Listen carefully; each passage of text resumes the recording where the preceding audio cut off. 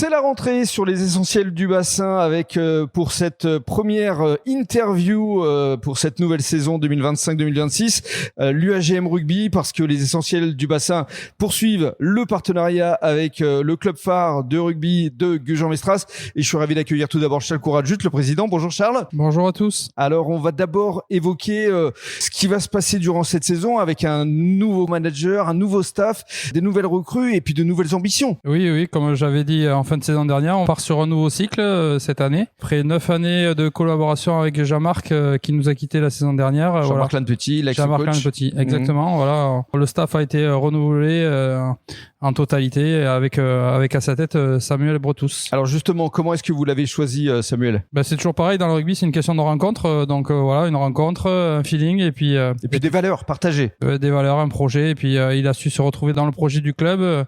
Ça lui correspondait avec son expérience et son vécu, et ça l'a fait. Voilà, alors justement, on va lui donner la parole à Samuel, et puis on reviendra avec toi, Charles, pour nous parler des ambitions pour cette saison du projet, évidemment, avec les féminines notamment et les jeunes. Alors Samuel, bonjour. Bonjour. Et bienvenue ici à l'UAGM Rugby. Donc Samuel Bretous, né à Nogaro, lycée de Pau, et puis entraîneur dans différents endroits, à Orthez, Périgueux, Bagnères-Lannemezan. On va pas tout détailler parce que ce serait trop long. Qu'est-ce qui t'a fait accepter la proposition de Charles de venir ici à l'UAGM ? Comme l'a dit Charles, déjà c'est en premier lieu une rencontre, des valeurs communes, que ce soit aussi bien au niveau de la personne, mais aussi avec le club et le projet. Et voilà, un club qui a une réelle histoire, qui a de l'ambition, et on s'y est retrouvé dedans, et c'est parti. Alors parle-nous justement du nouveau staff, parce qu'effectivement là vous allez vous entourer de coachs dans différents secteurs, que ce soit la mêlée, la touche, il y a même Marc qui va s'occuper lui des vidéos. Enfin bref, ça va être vraiment très limite professionnel.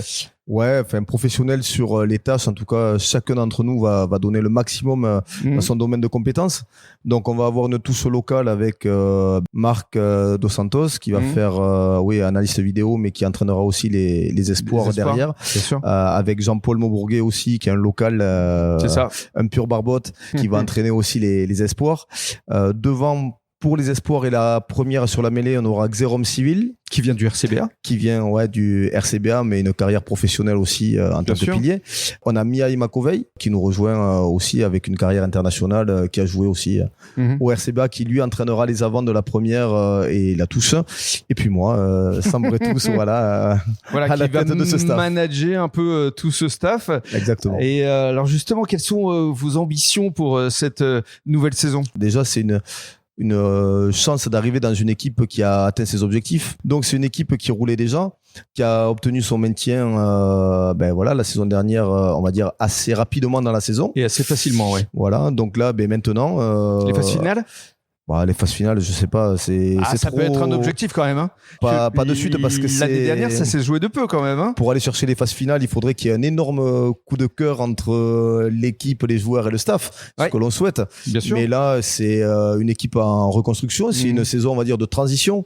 Donc on va essayer d'obtenir aussi notre maintien le plus rapidement possible. Bien sûr. Après, l'appétit viendra en mangeant, on verra comment ça se passera. Et surtout, ce qui est intéressant ici à Gujan, c'est qu'il y a un vrai public, il y a de vrais supporters qui sont là à chaque match à domicile. Alors, faut d'abord évoquer la première rencontre, ce sera Saint-Médard-en-Jalles à l'extérieur. Et puis ici, théoriquement, il y aura un derby face au RCBA. Exactement, donc on démarre avec 2 derbys, avec un gros derby pour la première réception. Donc on va aller chez nos voisins de Saint-Médard pour commencer la saison ce dimanche. Ce sera le 7, absolument. Exactement. Et la semaine d'après, notre première réception, un derby que je pense qui va tirer du monde. Ouais, tout le peuple gujanais et le Sud-Bassin attend ça. Ouais. Ça fait 48 ans que ce derby n'a pas été joué, donc c'est vous dire l'intérêt qu'il va y avoir et on a tous hâte à prendre part à cette rencontre. Absolument, et on sera présent avec les essentiels du bassin. Merci Samuel. Merci et à donc, vous. On va conclure avec Charles pour évoquer le projet du club dans sa globalité, parce que j'aimerais qu'on dise un mot aussi des féminines qui passent à 15. Le projet du club, c'est la continuité, bien sûr. Aujourd'hui, sur les seniors, on a un nouveau cycle avec Samuel, une structure féminine qu'on a créée il y a 5 ans, qu'on a su faire évoluer au fur et à mesure. On a décidé de passer à 15. Et de franchir le cap pour faire évoluer le projet. Donc c'est un renforcement à tous les niveaux du club. voilà, il faut aussi qu'on s'améliore. On a beaucoup de choses à améliorer. C'est en termes de partenariat, en termes de visibilité, en termes de communication, on le sait. Mais tout se fait pas à la minute. C'est un projet à long terme. C'est un projet d'un club qui est à sa place aujourd'hui, qui la mérite. Je sais pas si elle la mérite parce qu'il y a le sportif et la dimension globale, c'est sûr et certain. On n'a pas la mémoire courte. Il y a 3 ans, on était en Fédéral 1, on a fait un bref passage.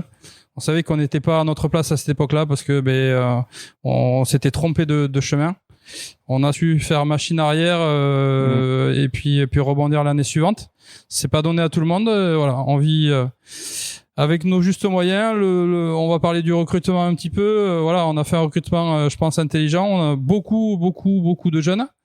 Voilà, je regardais encore l'effectif hier. Je crois qu'on a déjà que 70 licences parce qu'on veut pas être en sureffectif. Et sur les 70 licences, je crois qu'il y en a 45 qui ont moins de 25 ans. Donc c'est une bonne chose. Qui va évoluer dans l'avenir. Faut évoluer, ça c'est sûr et certain, mais pas viser trop haut.